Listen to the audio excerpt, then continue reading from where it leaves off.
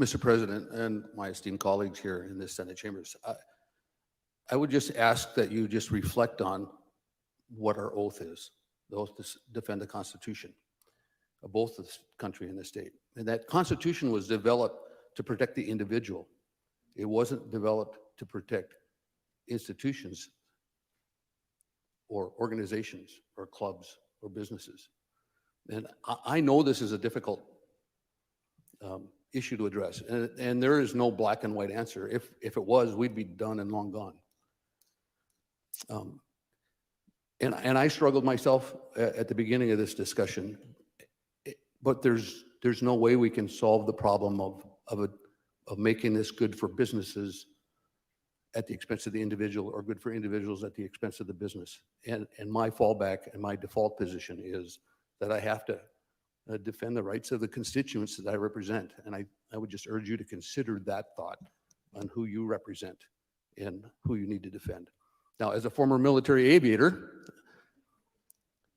when we were tasked to do a mission, we had clear guidelines on what our mission was. But our concern always was mission creep, and that mission expanding or evolving into other things that really weren't what the purpose that we engaged in the mission to do in the first place. And if we don't stop this here, what's next? Where's the mission creep? And I think you can, if you think about it, come up with lots of examples that you've seen in your own environment where you've seen something evolve not to the good in a mission creep kind of scenario. Thank you, Mr. President. Senator Lee. I was hunting, Mr. President, because I knew we crossed off the employee cost of testing somewhere, and I have found it on page 5, lines 21 to 23. We have overstruck the language which says that the employer may not require more than 2 tests per week, but the employee may be responsible for the cost of testing. It does not say shall. It does not say the employer shall.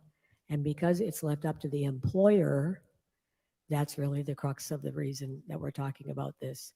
To move on to the analogy of the airplane, we're trying to improve and repair this airplane while it's flying. And it's a great deal different looking than it was 18 months ago when this all started. So everybody's trying to do their best to make it work. And it isn't that we're trying to impose anything on anybody. All the folks on this, and I want to thank publicly all the members of the committee from the Senate who are on the Technical Corrections Committee for all of the good questions and everything. And I realize we're not done yet, but I'm just going to add this in. This had a lot of debate. That should not surprise you because it has here on the floor. But I did want to clarify that note about employee costs. Senator Kay Rohrs. Mr. President, the senator from District 14 asked a really good question about federal employees. And if I read this bill correctly, a federal employee who is currently mandated to receive the COVID vaccination is not exempted from this bill, which now says an employer who does business in the state, AKA the federal government, must comply with our state law. I'm a little worried about that this bill is not ready for prime time. I mean, we had an incredibly short period of time to try and process a bill that normally takes our process 4 months. We have not had the opportunity for people to review it, study it, really figure out how does this affect all of the different sectors that we have within our state. I don't think anyone other than the senator from District 1 has had more contact with the COVID pandemic than I have. Working as a charge nurse, working with COVID patients, I've seen the benefit of this vaccine. I can walk into a room and tell you if they're vaccinated without even looking at their medical record. And the reason is I can walk in and say, you're 90 and you need 2 liters of oxygen, I bet you're vaccinated. I walk in and you're 44 like I am, and you're air hungry and starving for oxygen, you're not vaccinated. The vaccine does good things, but I also struggle because I'm conservative. I don't want any business to tell me what I can and cannot do and how I need to do that. But I also work in healthcare, and I've seen that when I'm a close contact of someone and I'm not vaccinated, I'm automatically quarantined for 10 days, and I just lost my workforce. As opposed to, I'm exposed and I am vaccinated, and all I have to do is make sure that I'm using my PPE and I'm testing appropriately. It is a huge benefit for a healthcare organization. And if our state government is successful in their bids against the federal government, which honestly I hope they do, this bill ends up hurting healthcare. And I don't know how to vote. I don't know that I've ever been as conflicted on a bill as I am on this one. And part of it is because we've not had the time to do it right. And I'm really, really struggling with this vote. I'm not sure I know the answer yet. I think that it has a lot of issues with it. I'm glad it has a sunset, I'll be honest, so that we have to fix it. But I really wish we weren't doing this today.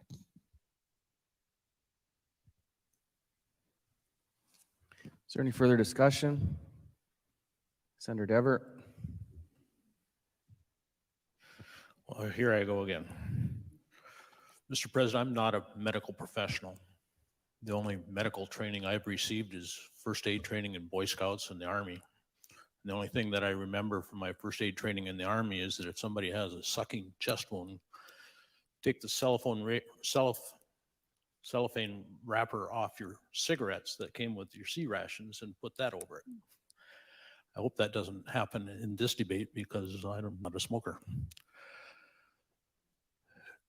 So most of us are not medical professionals, but we're being asked, or the demand placed on us is whether we should prevent medical professionals from exercising their judgment in what is necessary in their facilities. But as I boil this bill down, Section 2 and 3 are the two primary actions. The Section 2 is all about mask mandates and all the existing language in that we passed last session. We do not have a statewide mask mandate. We've got a ban on statewide mask mandates. Section 3 is about, and it's about vaccine passports, and nobody likes that. But as a practical matter, if you want to get on the airplane and they ask if you've been vaccinated and you say no, and they say prove it, it seems to me that they have it within their power to say, well, then if you don't want to prove it, then you're not going on the plane.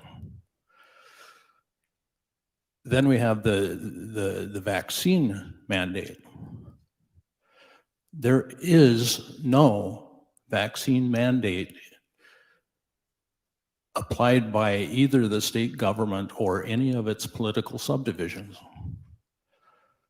And I have a problem, as the carrier said at the beginning of this, mandating that any private enterprise impose a mandate. So what the bill does says, if an employer or a contractor imposes a mandate, here are the appropriate exemptions to that mandate. And I think that's a proper approach. I agree that philosophical is one that Senator from District 26 is a truck driver, but even I could drive a truck through that one. So as it boils down, I think these exemptions really only apply to the extent that federal law is silent on those exemptions. So there probably is not a lot of effect to this bill, but I think it makes a statement that there should be exemptions. Now, the senator from District 3 talked about people going in the military and getting the shots. And I joke with my fellow veterans about the time in basic training when I stood in a single file and walked between two people holding guns. You got up in the morning, you didn't know that you were going to get a vaccine. And when they injected that in each arm, you didn't know what vaccine you were getting. You didn't know how many shots were in those vaccines. And you were in no position to argue that. If you flinched, you didn't get a hole, you got a tear. There was a time, a couple of weeks ago, I heard somebody say that we have never had a vaccine mandate in this country. Well, we eliminated a lot of diseases, polio and smallpox and all kinds of other things without a vaccine mandate because people saw the responsibility to get that. We didn't need to have a vaccine mandate. We live in a different world now, and I'll probably get myself in trouble by saying some of this, but everybody talks about rights. Nobody talks about responsibilities. That's where our freedoms came from. We celebrate Independence Day on July 4th, and nobody remembers there was another 7 years before the king acknowledged that. So self-government, as one news commentator used to like to say, self-government doesn't work without self-discipline. We're all in this together. And it is about, you can be responsible for yourself, but you also have some responsibility to others. So I'm going to vote for this bill because I think it does provide appropriate exemptions.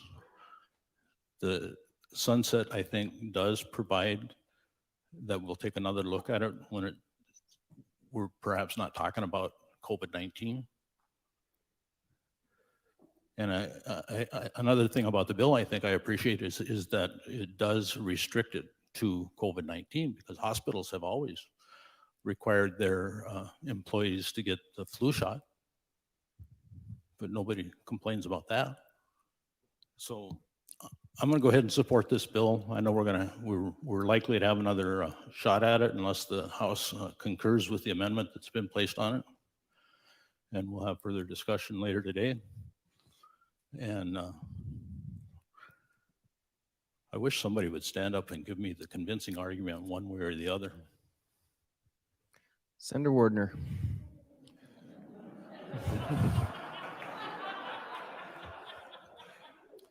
Well, Mr. President, first of all, I realize that committee, the Technical Corrections Committee, I want to compliment them before I say what I'm really going to say, and that is they did a great job. They turned over every stone from this debate that we've had on the floor this morning. This bill is in as good a shape as it can be at this time in our history.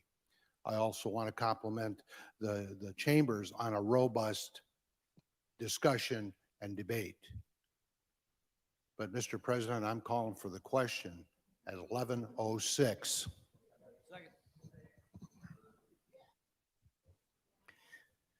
Secretary will open the key. Each senator record their vote. Have all the senators voted? Any senators wish to change their vote? Secretary will close the key. Take the tally. Final tally in House Bill 1511 reveals 33 ayes, 14 nays, 0 absent not voting. Bill is passed. Next bill in the 14th order, House Bill 1514, Madam Secretary.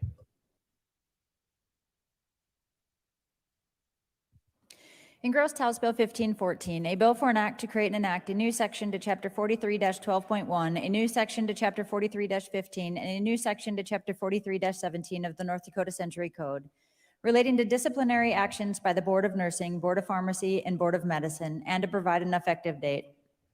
Senator Anderson. Mr. President, on this bill, your Technical Corrections Committee worked just about as hard on this bill as we did on the previous bill. But we took most of the things out that said pharmacists or physicians or hospitals have to do this or that. And when it boiled down to the final analysis, it seemed like the concern was that practitioners who prescribe drugs, excuse me, or pharmacists who dispense them were using the excuse, however ill-founded, that the medical board, the nursing board, the pharmacy board would take action against them for the off-label prescribing or dispensing of ivermectin or some other drug. Now, that is not the case usually, but it seemed to satisfy the people who had that concern by telling the regulatory boards that you can't take action against somebody just for prescribing the off-label use. Now, in my personal opinion and my experience actually with those boards, they don't do that.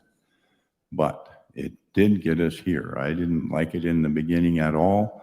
I don't like it much now, but I think it'll work. So go ahead and support it. Thank you. Any discussion on House Bill 1514? Hearing none, questions on final passage of House Bill 1514. Secretary will open the key. Be sent to record their vote. Have all the senators voted?